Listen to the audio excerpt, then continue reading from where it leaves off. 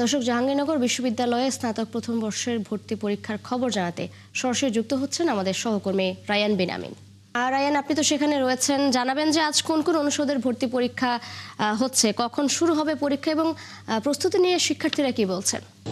আজকে দুটি অনুষদের পরীক্ষা আছে। একটি হচ্ছে সমাজবিজ্ঞান অনুষদ, অর্থাৎ আরেকটি হচ্ছে বিজনেস স্টাডিজ অনুষদ। এই দুটি অনুষদে সমাজবিজ্ঞান অনুষদের 3 শিফটে পরীক্ষা হবে। প্রথম 2 শিফট ছাত্রী আর তৃতীয় শিফট হচ্ছে ছাত্র। আর বিজনেস স্টাডিজ অনুষদে 1 শিফটে পরীক্ষা, 1 শিফট ছাত্রী আর 1 শিফট ছাত্র। আজকে মোট 5 শিফটে পরীক্ষা হবে। ইতিমধ্যে কিন্তু পরীক্ষার্থীরা এসে পড়েছেন বিশ্ববিদ্যালয় ক্যাম্পাস, অর্থাৎ প্রথম শিফট এবং দ্বিতীয় শিফটে যারা, তারা বলা যায় যে অনেকেই চলে এসেছেন। সকাল 9টা থেকে পরীক্ষা আর 1 ঘন্টা পর পরীক্ষা শুরু হবে। আর পরীক্ষা শুরু হওয়ার 15 থেকে 20 মিনিট আগে হলে শিক্ষার্থীরা প্রবেশ করতে পারেন। এরপরে তাদেরকে প্রশ্নপত্র দেওয়া হয়। জাহাঙ্গীরনগর বিশ্ববিদ্যালয়ে যেটা একটা ভিন্নতা আছে, যে শিফটগুলোতে পরীক্ষা হয়, যেহেতু শিফট ভিত্তিক পরীক্ষা হয়, এখানে প্রশ্নপত্রের ধরন একই থাকে কিন্তু প্রশ্নপত্র ভিন্নতা থাকে, যার কারণে প্রশ্নপত্র কিন্তু কখনো শিক্ষার্থীরা নিয়ে আসতে পারেন না বা বের করতে পারেন না হল থেকে। যদি এরকম ক্ষেত্রে আসলে তারা এখানে ভিন্নতা রাখেন, যাতে প্রশ্নপত্র আউট বা ফাঁস হওয়ার যে বিষয়টি, জাহাঙ্গীরনগর বিশ্ববিদ্যালয়ে এটি খুবই কম।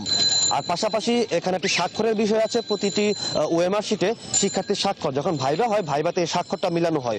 অর্থাৎ এখানেই কিন্তু সবচেয়ে বেশি জালিয়াতি ধরা পড়ে। যারা আসলে অন্য একজন পরীক্ষা দেন, বিকল্প যদি কেউ পরীক্ষা দিয়ে থাকেন, প্রক্সি যেটাকে আমরা বলে থাকি, সেই পরীক্ষাটি ওই ভাইবাতে গিয়ে কিন্তু তারা এটা ধরা খান। এবং প্রতি বছরই এরকম বেশ কিছু ঘটনা আমরা দেখতে পাই জাহাঙ্গীরনগর বিশ্ববিদ্যালয়ে।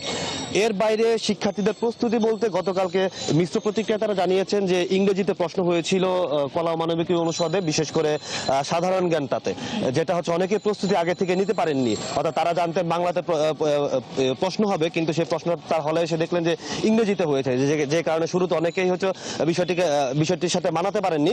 পরবর্তীতে অনেকেই তারা সেটা সামলে নিয়েছেন। তো আজকে এখনো পর্যন্ত আমরা জানতে পাই না আসলে সমাজবিজ্ঞান অনুষদের প্রশ্ন কিরকম হয়। তবে সচরাচর যেটা হয়, সমাজবিজ্ঞানে ইংরেজিতে প্রশ্ন হয়ে থাকে। এখন আজকে অর্থাৎ প্রশ্ন দেওয়ার পর হয়তো বোঝা যাবে যে তারা কোন বিষয়ে, কোন ভার্সন আছে প্রশ্নটি করেছে এবং শিক্ষার্থীরা কিরকম পরীক্ষা দিচ্ছে আজকে।